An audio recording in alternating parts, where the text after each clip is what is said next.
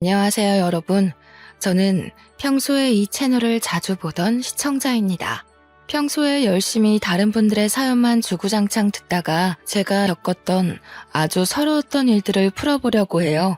용기도 없고 수치스럽기도 하고 여러 감정들이 섞여 있었던 지난 일이라 주변 사람들에게는 꽁꽁 숨겨왔었는데 제가 누군지 모르는 여러분들께는 용기가 조금 나네요. 결혼해서 살면서 언제가 가장 서운하고 서러운 감정이 들었는지 기억이 나시나요? 남편이 기념일을 까먹었을 때? 아니면 시부모님이 시답지 않은 일로 잔소리를 했을 때? 저는 임신했을 때가 가장 서럽고 서운했었습니다. 원래 임신했을 때 느낀 서러움은 평생을 간다고들 하잖아요. 지금부터 제 이야기를 시작해 보도록 하겠습니다. 지금의 저는 40을 바라보는 30대 후반에 접어든 나이이지만 20대 시절의 저는 정말 예뻤어요.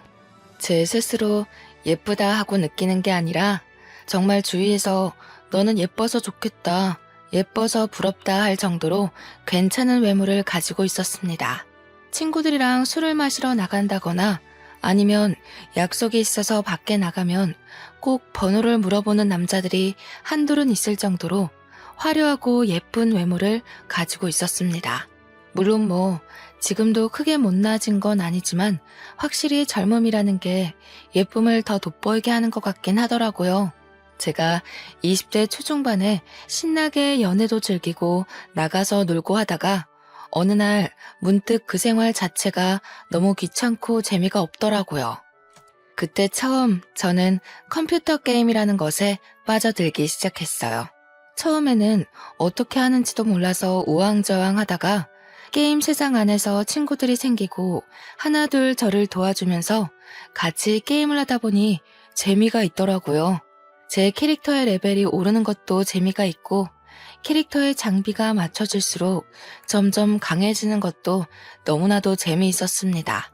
하루가 어떻게 흐르는지도 모를 정도로 푹 빠져서 방 밖으로 나오지도 않고 하루 종일 게임만 했어요. 밤을 새워서 게임을 하고 아침에 해가 뜨면 잠깐 자다가 점심때쯤 일어나서 다시 게임을 하고 그런 생활을 반복했습니다. 허구한 날 나가서 술 먹고 놀던 제가 밖에 나가지를 않고 방에 틀어박혀 있으니 부모님은 슬슬 걱정하기 시작하셨어요. 제가 무슨 일이라도 겪은 건 아닌지 은근히 제 눈치를 보시면서 물어보기도 하셨었어요. 하지만 제가 게임에 빠져서 그렇다고 솔직하게 이야기를 할 수도 없는 상황이긴 해서 대충 얼버무리고 방문을 잠그고 게임을 하기 시작했습니다. 제가 게임을 하면서 친해진 사람이 하나 있었는데 저보다 1살 많은 오빠였어요. 게임을 오래 했다고 하더니 정말 모르는 거 없이 척척 미션도 해주고 장비도 맞춰주고 저를 위해 돈까지 써가면서 제 캐릭터를 업그레이드 해주었습니다. 물론 본인의 캐릭터도 엄청나게 좋아서 게임 안에서 상당히 유명한 사람이었습니다. 처음에는 접속 시간을 맞춰가면서 같이 게임하는 정도는 아니었는데 시간이 조금 지나니까 저한테 휴대폰 번호를 물어보더라고요. 게임을 이왕이면 같이 접속해서 움직이는 게 좋을 것 같다고 하기에 좋다고 휴대폰 번호를 알려주었습니다. 그렇게 하루 24시간 중에 18시간 같이 게임을 하면서 지내다 보니까 서로에 대해 많은 것을 알게 되었습니다. 보통 잠은 몇 시간을 자는지, 취미는 게임이고 직업은 뭔지, 어떤 삶을 살아왔는지 같은 이야기들 말입니다. 그걸 게임하면서 중간중간 썰을 풀듯 이야기를 하다 보니까 자연스럽게 서로에 대한 깊은 이야기들을 나누게 되었어요. 당연한 수순으로 정이 들었고 게임에 접속하지 못하는 날이 생기면 기다리게 되고 마음 한구석이 허전해지더라고요.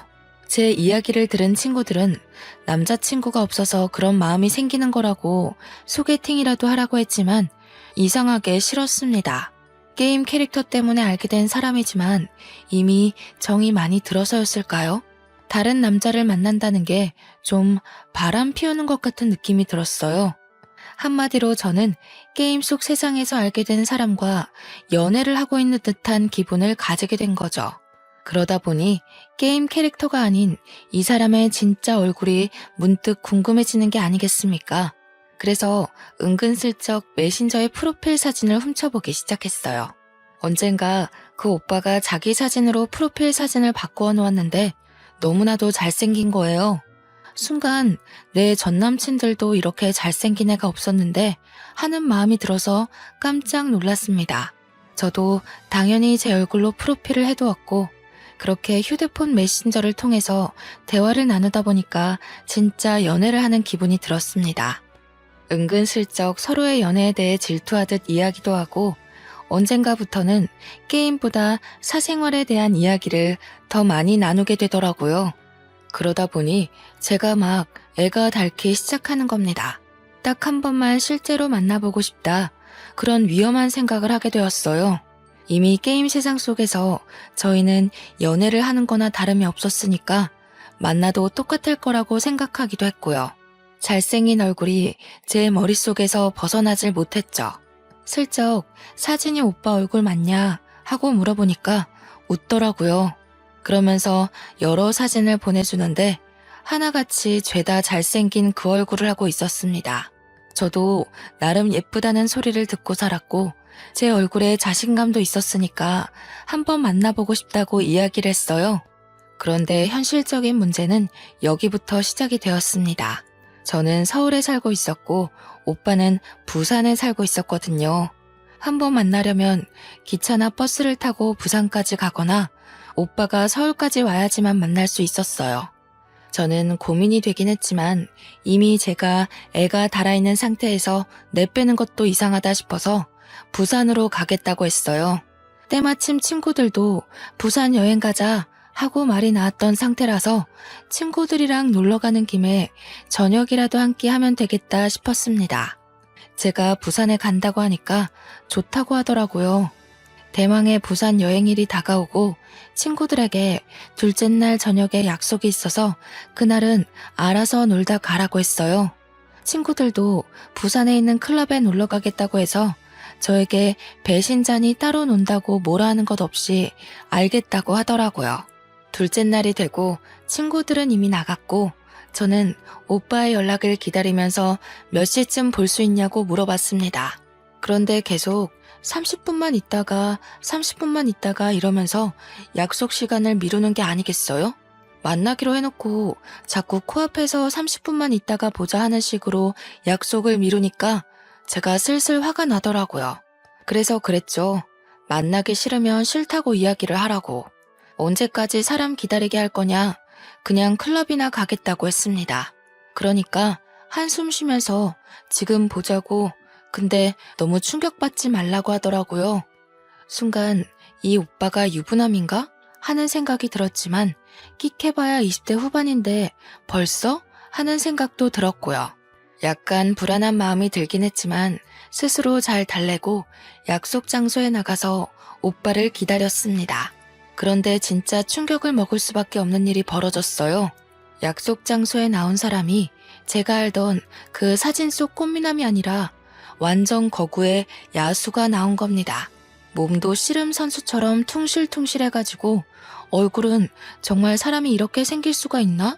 이거 코믹 만화 아니야? 싶을 정도로 생긴 거예요. 그냥 딱 야수. 야수나 다름없는 사람이 나타나서 수줍게 저한테 손을 흔드는데 순간 배신감이 왕창 들었습니다.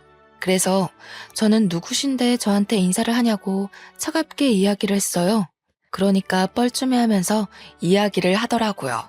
사실은 얼굴에 자신감이 없어서 친구 사진을 빌려다가 썼다고요. 저는 정말 깊은 배신감도 들고 얼굴이 못생겨도 너무 못생겨서 정이 한순간에 확 떨어지고 말았습니다. 그래도 일단 밥은 먹자고 약속은 해둔 탓에 어쩔 수 없이 마주 앉아서 밥을 먹는데 진짜 할 말이 없었습니다. 저를 언제까지 속일 작정이었는지 그동안 잘생겼다고 칭찬하는 저를 보면서 얼마나 비웃었을지 생각을 하니까 밥이 안 넘어갔어요. 그대로 헤어지기 시간이 좀 애매해서 2차로 조개구이 집에 가서 소주를 먹기로 했는데 뜨거운 새우구이를 일일이 까서 제 그릇 앞에다가 두더라고요. 솔직히 그것도 잘생긴 그 얼굴로 까줬으면 감동 먹고 바로 눈물이라도 흘렸을 텐데 야수가 와서 그러고 있으니 먹기 싫어졌습니다. 손끝이 빨갛게 익은 걸 보면서 솔직히 좀 마음이 동하긴 했지만 얼굴을 보면 그 생각이 싹 사라졌어요. 그날 친구들이 있는 호텔로 돌아오면서 전화도 하기 싫어서 문자로 은근히 이제는 만나지 말자는 식으로 문자를 보냈습니다. 저한테 대놓고 내가 못생겨서 그래? 이러는데 순간 맞아 라고 하면 제가 너무 나쁜 여자가 될 것 같더라고요. 그래서 그냥 성격이 좀 안 맞는 것 같다고 돌려서 이야기를 했어요. 그런데 부산에 다녀와서도 게임 속에서 자꾸 저를 챙기는 게 아니겠어요?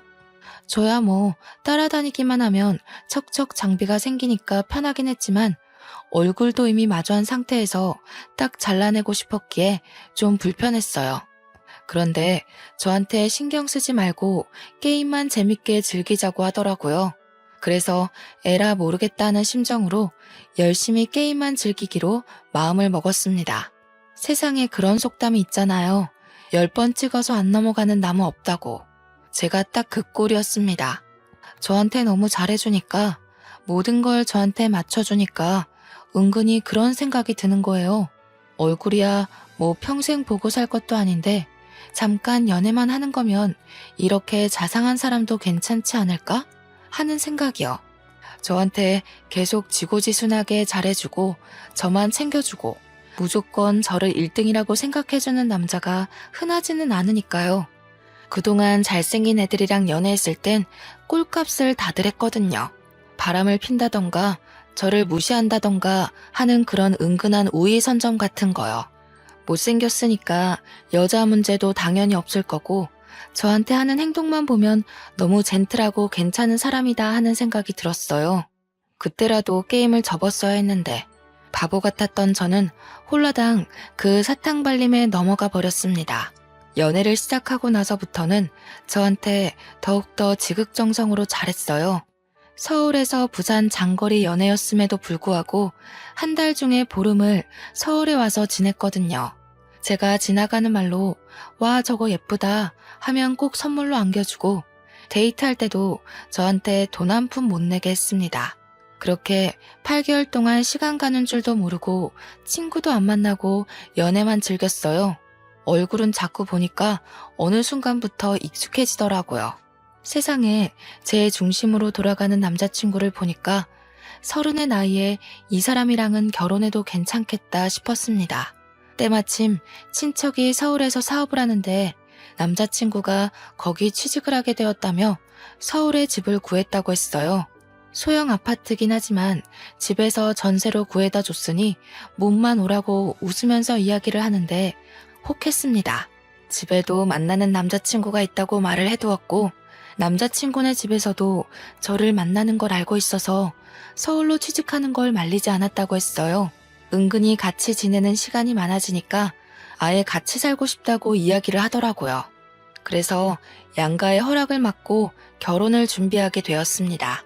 물론 저희 부모님이 남편의 얼굴을 보고 처음에는 너무 놀라서 말도 제대로 못하시고 결혼 꼭 해야겠냐고 저를 말리기도 하셨죠. 키는 거의 190에 육박하고 몸무게도 100kg인 거구의 남자한테 딸을 시집 보낸다니까 마음이 좀 그러셨나 봐요. 그런데 남편이 저한테 하는 모습을 보고는 결혼해도 잘 살 것 같다면서 결국엔 허락을 해주셨어요. 상견례 자리를 마련했고 훈훈한 분위기에서 진행이 되었습니다. 경상도 집안에 누나가 둘이나 있는 남편의 가정 환경이 은근 걱정되긴 했는데 신우들이 정말 좋은 사람들이었어요. 저한테 막내를 데려가줘서 고맙다고 우리 막내 잘 챙겨주라며 제 손을 꼭 잡아올 때는 이게 시집살이인가 싶긴 했지만 오해였어요. 정말 순수한 마음에서 저에게 고맙다고 인사를 한 것이더라고요. 양가 분위기 훈훈하고 집 문제도 해결됐으니 식장만 잡아서 결혼하면 끝이다 싶었습니다. 결혼식도 일절 저에게 맞춰주시겠다고 돈만 주시겠다고 해서 완전 땡 잡았구나 싶었죠. 저한테 예물도 엄청 잘 챙겨주셨고요. 결혼식은 정말 축복의 끝이었어요. 미처 몰랐는데 남편네 집이 정말 대가족이었더라고요. 경사 났다고 온 가족이 출동해서 저한테 용돈도 다 챙겨주시고 결혼해서 너무 보기 좋다고 축하를 아끼지 않으셨습니다. 이게 바로 가족 내력인가 싶을 정도로 저를 너무 아껴주시는데 그래, 사람은 얼굴만 보고 판단해서는 안 된다 하는 생각이 들었죠. 너무나도 축하를 받은 탓인지 저는 결혼 3개월 만에 임신을 하게 되었습니다. 제가 평생을 다이어트를 하고 살던 사람이었거든요. 조금만 먹어도 바로 살이 오른 게 눈에 띄는 체질이었기에 저는 밥을 항상 칼로리 계산을 해가면서 먹었었어요. 그런데 임신을 하고 나니까 그 고삐가 풀리고 말았던 거죠. 아기가 먹고 싶어서 먹는 거야. 이게 다 영양분이 될 거야 하는 생각으로 밥을 생각 없이 먹다 보니까 살이 너무 찌는 거예요. 게다가 입덧도 먹덧으로 오는 바람에 하루 종일 입에 뭔가를 달고 있지 않으면 안 될 정도로 먹을 걸 찾아다녔어요.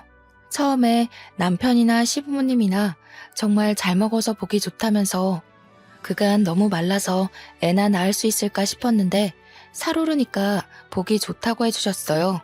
그런데 제가 볼 때마다 살이 오르니까 남편도 시부모도 저한테 은근히 또 먹냐?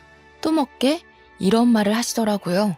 사실 제가 만삭 때까지 거의 30kg가 쪘거든요.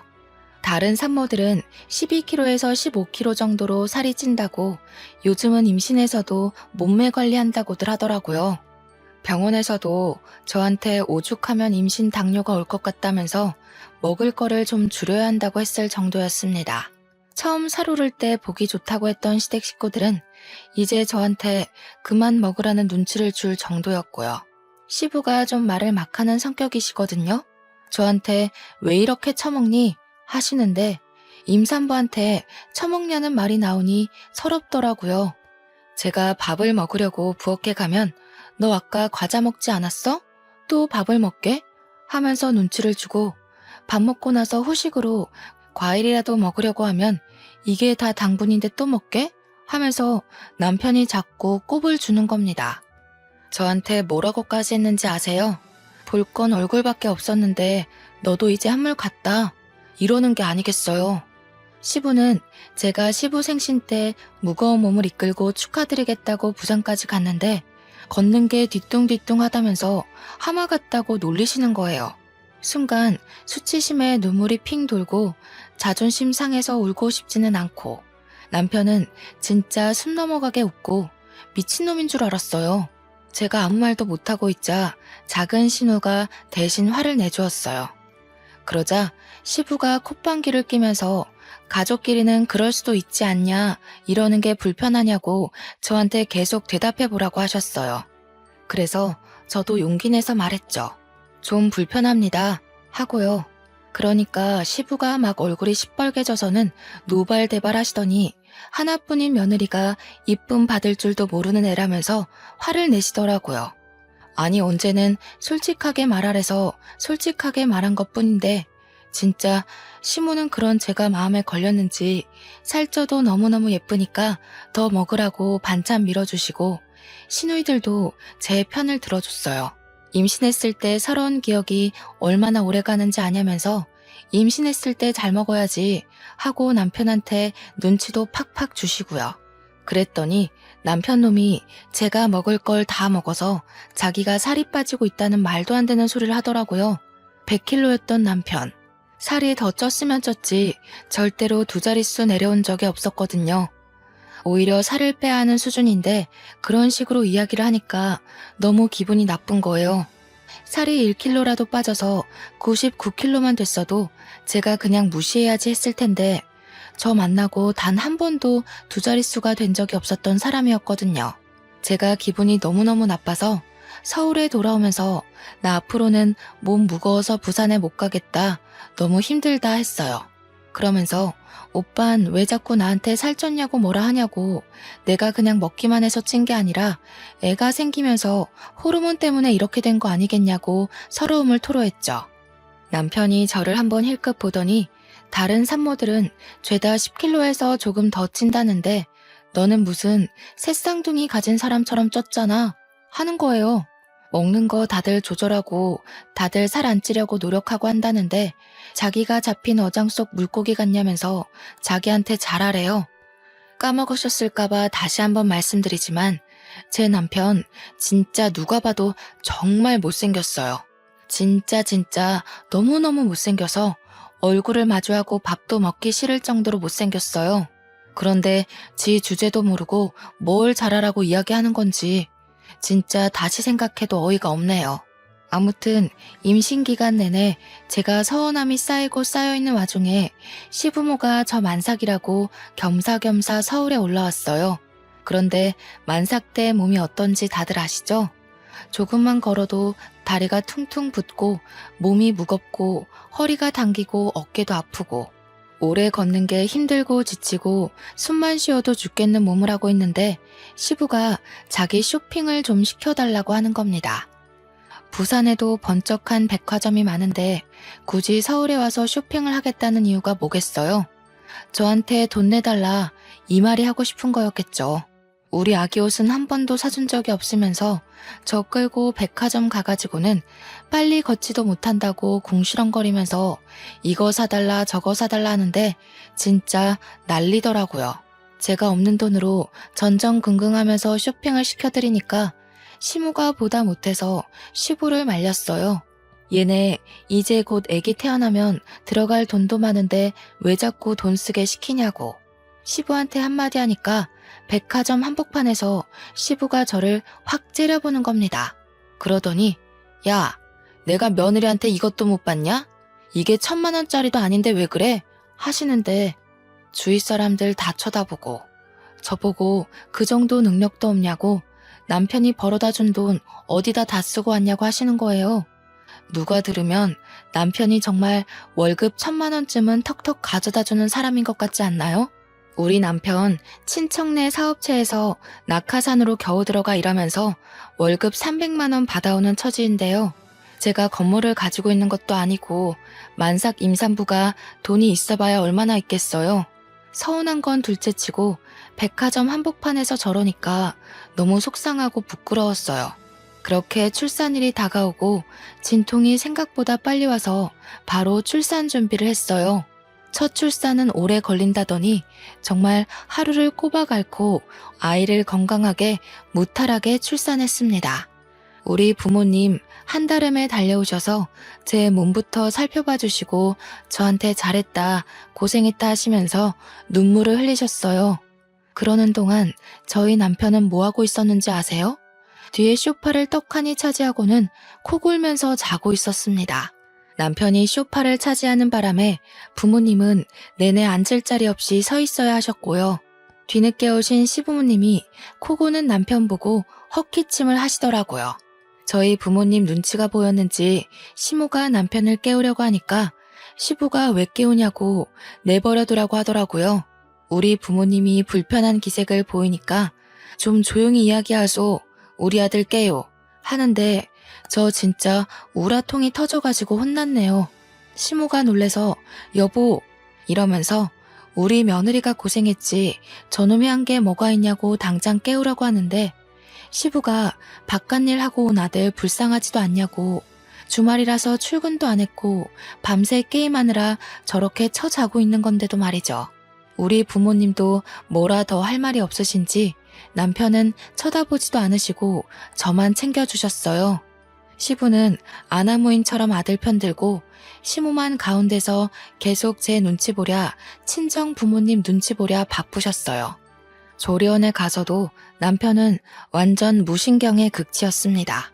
가서도 내내 휴대폰 보느라 애가 모유 수유를 하러 방으로 올라왔는데도 신경도 안 쓰더라고요.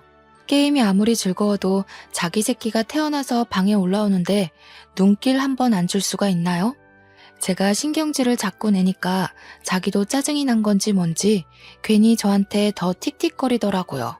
저한테 뭐라는 줄 아십니까? 제가 마사지를 받으러 가니까 저 대신 자기가 한 번만 받으면 안 되겠네요. 일하고 게임하고 하느라 어깨도 아프고 몸도 찌뿌둥하다면서 마사지 5번이나 받을 건데 그중 한 번만 양보를 하래요 글쎄. 제가 너무 열이 받아서 너 그냥 집에 가라고 얼굴 보기도 싫으니까 그냥 집에 가서 너 하고 싶은 거 하고 있어라. 나 조리원에서 혼자 좀 쉬자 했습니다. 보통은 그렇게 이야기하면 아, 내가 잘못했어. 이 말이 먼저 나와야 하는 거 아닌가요? 그러니까 바로 오, 그래? 하고 짐 싸서 집으로 가버리는 거예요. 오죽하면 조리원 동기들이 제가 미혼모인 줄 알고 처음에 말 걸기가 좀 그랬대요. 혹시라도 눈치 없이 남편 이야기라도 하게 되면 제가 눈치 볼 줄 알았다는 거였죠. 근데 남편이 없으니까 또 나름대로 편하더라고요. 먹는 걸로 눈치 주는 사람도 없고 옆에서 내내 게임하다가 코 골며 잠드는 인간 없으니 속이 시원했어요. 2주일 동안 푹 쉬고 애랑 같이 집으로 돌아오고 나서부터 진짜 전쟁이 시작되었습니다. 남편은 애가 울어도 핸드폰을 손에서 놓지 못하고 있지, 저는 젖병 삶아야지, 기저귀 치워야지, 거기다가 밥까지 차려야지. 애는 시도 때도 없이 울고불고 하는데 분유 잘 먹이고 트림 제대로 못 시켜서 와르르 다 토해버리지. 그거 치우고 있는데 남편 놈은 옆에서 밥 언제 주냐고 저한테 배고프다고 난리지. 제가 너무 열이 받아서 남편한테 소리를 꽥 질렀습니다. 네가 좀 차려 먹어라 제발. 너는 손이 없냐 발이 없냐? 내가 애 보는데 네 밥까지 차릴 정신이 어디 있겠냐고. 집안 꼴 좀 보라고. 다른 집 남편들은 밥도 차려줘, 쓰레기도 버려줘, 애도 봐준다는데 도대체 네가 집에서 하는 게 뭐가 있냐고 고래고래 소리를 질렀어요. 그러니까 저한테 손목에 차고 있던 시계를 풀어서 던지는 게 아니겠어요? 제가 너무 놀래서 입을 떡 벌리고 남편을 쳐다보니까 그제서 지도 좀 오바했다고 느낀 건지 에이씨 이러면서 집을 나가더라고요. 그때 처음으로 저는 이혼을 결심하게 되었습니다. 고작 1년 2개월 만에 이혼을 결심했으니 제가 얼마나 고통스러웠을지 짐작이 가시나요? 그날 이후로 저는 남편하고 말도 섞지 않고 제가 할 일만 최소한으로 하고 애만 봤어요. 그랬더니 남편이 슬슬 제 눈치를 보면서 저한테 화풀납시고 말을 슬쩍 거는데 저보고 뭐라는 줄 아세요? 저 때문에 화가 나서 시계를 던지는 바람에 고장이 났으니 좋은 시계 하나 사주면서 화해하자는 성의를 보이래요.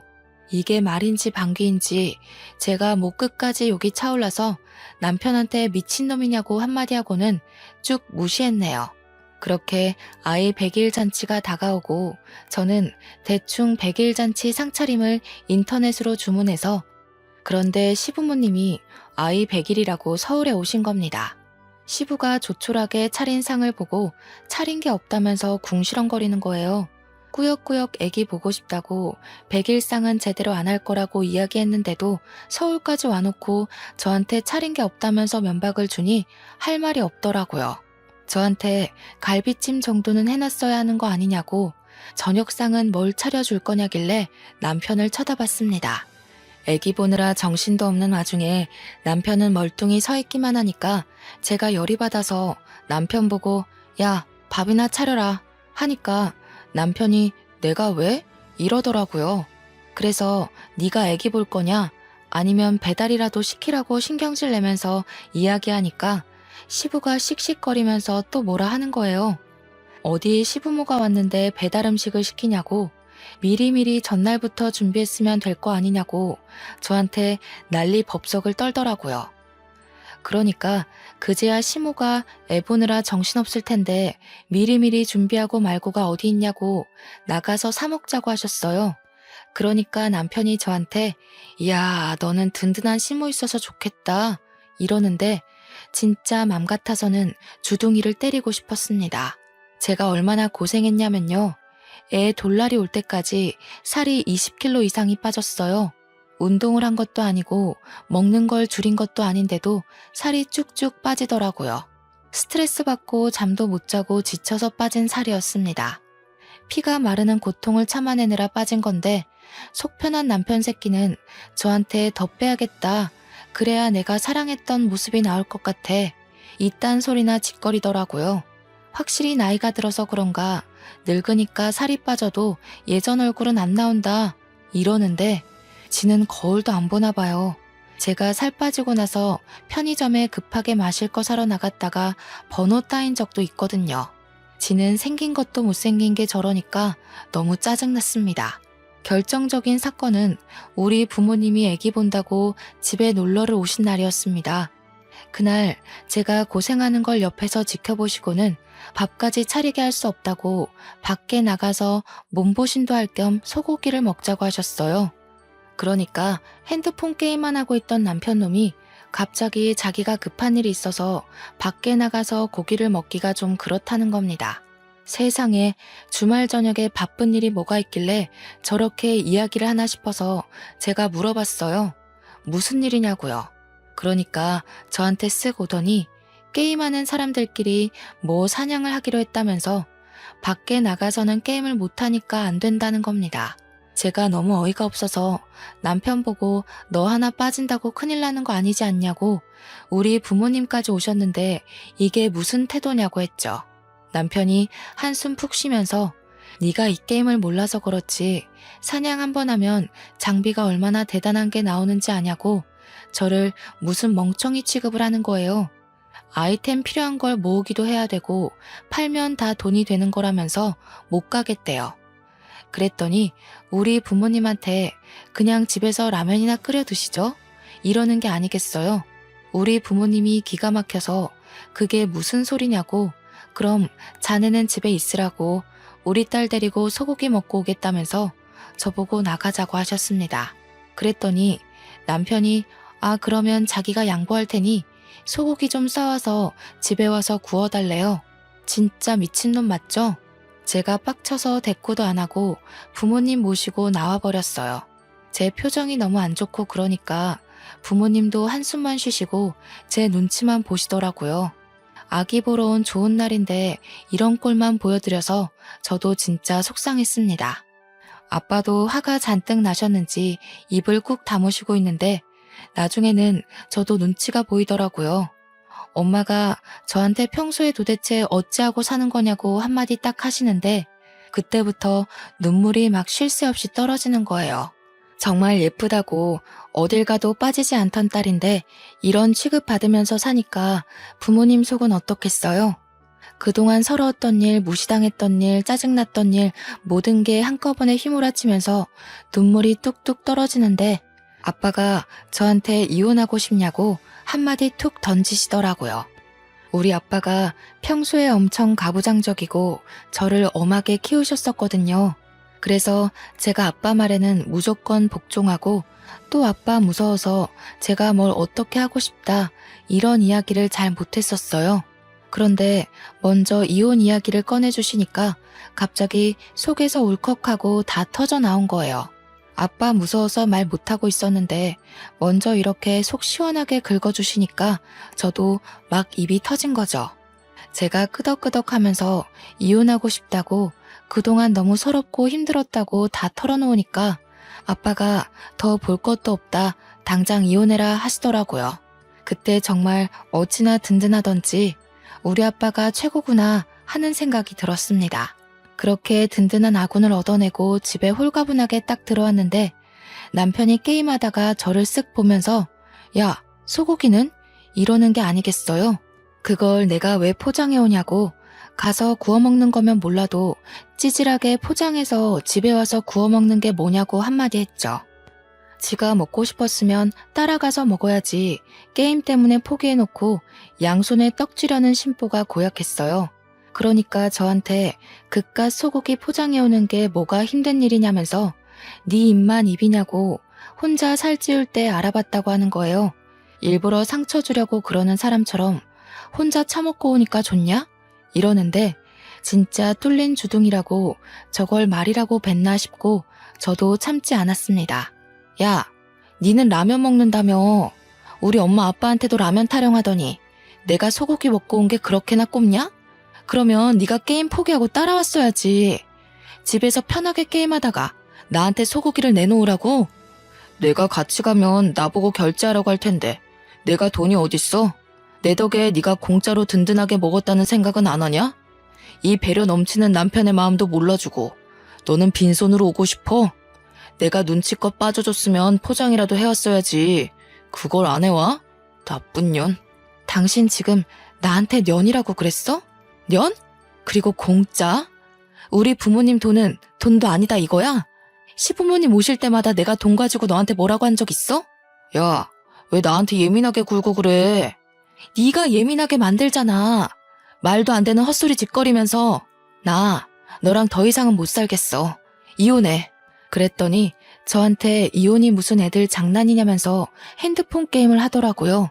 저는 진짜 고민 끝에 겨우겨우 뱉은 말인데 장난 취급하면서 제 말을 집중도 안 하고 게임에만 집중하는 걸 보니까 너무 열받았습니다.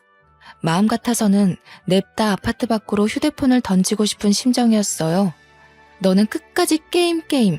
아주 게임밖에 눈에 안 들어오지? 장난은 네가 하는 행동이 장난 같아 보인다 아주. 됐고 이혼할 거니까 그런 줄 알아. 네가 못하겠다고 버팅기면 소송이라도 할 테니까 그런 줄 알으라고. 제가 씩씩거리면서 이야기를 하니까 남편이 막 피식피식 웃는 거예요. 그러더니 저한테 그래 네가 해달라는 대로 해줄게. 우리 그냥 이혼하자 하더라고요. 저는 이 새끼가 뭘 잘못 먹었나 싶었지만 이게 웬 떡이냐 하는 생각이 들어서 당장 하자고 알겠다고 했습니다.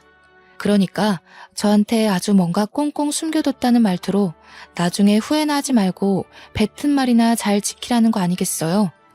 제가 그동안 어떤 서름을 견디고 살았는지는 하나도 생각하지 않는 말투로 후회를 짓거리더라고요. 그래서 저도 그냥 강하게 나갔죠. 내가 후회할 일이 뭐가 있겠냐고. 죽어도 그럴 일 없으니까 너나 말 바꾸지 말고 이혼 도장 준비하라고요. 남편이 막 웃음을 못 참겠다는 표정을 짓는데 너무 얄밉고 못생겨서 꼴도 보기 싫었습니다.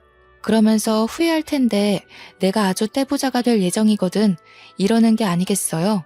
제가 아무 소리 안 하고 그냥 빤히 쳐다보니까 아주 신이 나서 술술 불더라고요. 나랑 같이 게임하는 형이 있는데 그 형이 중국에서 크림을 수입해와서 파는 사람이다 이거야. 화장품 공장도 하나 가지고 있고 아주 성능이 대박이라고 나한테 투자를 하라고 하더라. 그 크림이 뭐냐면 지금 품절 대란으로 구할 수도 없는 마사지 크림인데 그걸 바르면 미백도 되고 주름도 펴지고 뭉친 데 발라서 마사지를 하면 근육도 풀리고 모공도 없어지는 그런 크림 아니겠어? 이런 좋은 아이템이 있으면 바로 투자를 해야지. 게임 같이 하는 형이 엄청난 부자라면서 아이템 몇백만 원짜리를 현찰로 턱턱 구매를 하는 사람이라는 겁니다.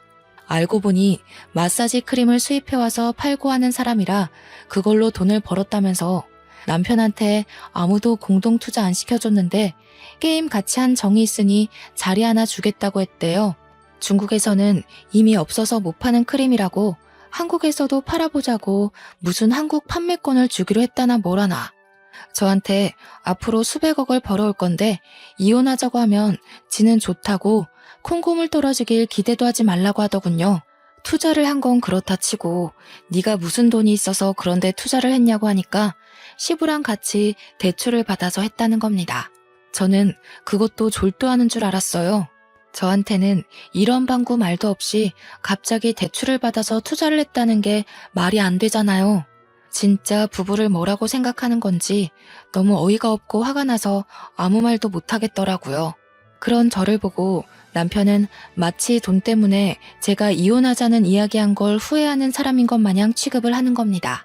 뭐 자기가 돈을 수백억을 벌면 애 생각해서 1억 정도는 주겠다고 하면서 저를 약올리는데 화장품에 대해서 조금 아시는 분들이라면 다들 눈치채지 않으셨나요? 세상에 저런 크림이 있으면 홈쇼핑이며 방송이며 난리가 났겠죠. 미백도 되고 모공도 줄고 주름도 펴지고 거기다가 근육까지 풀리는 마사지 크림이 세상 어디에 있단 말입니까? 중국에서 수천억 원의 가치를 인정받아서 자기는 이제 돈방석에 앉을 거라고 꿈에 부풀어 있는데 어디 끝까지 해봐라 싶었습니다. 저한테 이혼할 거면 빨리 하자고 난리를 치더군요. 재산 분할이니 뭐니 더러운 거 싫다면서 이 아파트 반으로 뚝 떼서 줄 테니까 이혼만 빨리 하재요. 자기는 더 젊고 어린 여자 만나서 세상가 갈 거라면서 애도 저보고 키우라는 게 아니겠습니까? 저한테는 완전 고마운 일이었죠. 아파트를 반으로 뚝 떼서 준다고 하니까요. 세상에 저런 크림이 존재하지도 않다는 건 모르고 100% 사기 맞은 건데도 저는 일부러 안 알려줬습니다. 시무랑 신우들은 알고 있을지 모르겠지만 어차피 이혼하기로 마음먹었는데 제가 굳이 지금 말해줄 필요가 있겠어요? 입 싹 씻고 하루빨리 정리하자고 아파트 반 떼어주기로 한 거 까먹지나 말라고 했습니다. 남편은 무슨 강남에 있는 펜트하우스에 이사갈 꿈에 부풀어서 당장 집부터 정리하자고 해서 저희는 이혼 도장 찍고 아파트도 정리하기로 했어요. 저한테 아무리 잘 돼도 1억 이상은 안 줄 거라고 원포를 놓길래 딴소리나 하지 말라고 했습니다. 애가 있어서 협의 이혼도 3개월이나 걸리더라고요. 그 3개월 동안 저희는 아파트도 정리했고 남편은 오른 시세까지 쳐서 반을 뚝 저에게 떼주었습니다. 나중에 울고불고 다 늙어서 후회나 하지 말라고 애 핑계대고 돌아온다 해도 안 받아줄 거라고 저한테 신나서 이야기하더라고요. 3개월이 훌쩍 넘는 시간 동안 그 사기꾼이 남편한테 뭐라고 핑계를 댔는지는 모르겠지만 일주일만 기다리면 돈 들어올 거다 하면서 버티더라고요. 수익이 쉽게 들어오겠냐? 한 방에 주겠다. 제품이 곧 도착한다. 이런 식으로 남편을 깨어냈더라고요. 저는 강 건너 불구경한 셈이죠. 이혼하고서는 저는 빠르게 안정을 찾아가기 시작했어요. 꼴도 보기 싫은 인간이랑 떨어지니 세상 여유가 생기더군요. 친정에서도 아이 봐주는 걸 도와주시고 저는 6개월 만에 취업이라는 걸 할 수 있게 되었습니다. 뭐 대단한 회사는 아니지만 그래도 제 날짜에 월급이 따박따박 나오는 곳이었어요. 저도 이제 혼자 아이를 키우려면 경제적인 독립이 필요하긴 했으니까 내 평생 직장이다 생각하고 다니기로 마음먹었죠. 그렇게 시간이 흐르고 흘러서 전 남편의 소식을 전해 듣게 되었습니다. 사기꾼은 제가 취업을 할 시기쯤에 결국 잠수를 타버렸다고 했습니다. 남편이랑 시부는 대출을 1, 2천 받은 게 아니라 둘이 합쳐서 1억을 좀 넘기는 금액을 받았다 했어요. 그 돈을 들고 튄 사기꾼 잡는다고 남편은 다니던 회사도 그만두고 시부랑 전국 방방 곳곳을 돌면서 죽는다는 소리를 했대요. 경찰 수사를 맡겼다고 하는데 그런 사기꾼들은 잡는 것도 쉽지 않다고 하더라고요. 나중에 시모한테서 죽는 소리 들려서 이야기를 더 들어보니 우리 신혼집 정리했던 돈도 추가로 다 쏟아 부었대요. 그러니까 1억 조금 넘는 돈인 줄 알았더니 거의 5억 넘게 투자를 했던 거죠. 세상에 그런 크림이 있었으면 사기꾼 입으로 듣기 전에 입소문이 났겠죠. 만병통치약도 아니고 그런 크림이 어떻게 존재하겠습니까? 시모나 신우들만 알았어도 사기라고 이야기를 해주었을 텐데 시부나 남편이나 돈 욕심이 나서 가족들에게도 말을 안 한 거죠. 저는 이때다 싶어서 양육비 지급 소송을 냈고요. 내용 증명도 보냈습니다. 문자로 1억 주니 뭐니 하더니 사기 맞았다며? 하면서 염장도 지르고요. 남편은 집에서도 죽일 놈이 됐는지 저한테 새벽에 문자로 자니? 하고 뜬금없이 보내더라고요. 차단하니까 다른 번호로도 연락 오는데 다 차단하니까 계좌에 이런식 보내면서 사랑했다, 보고 싶다, 다시 만나주라 연병을 하더군요. 그것도 스토커 처벌법으로 처벌이 되더라고요. 그래서 경찰 신고하고 조사받게 해주었습니다.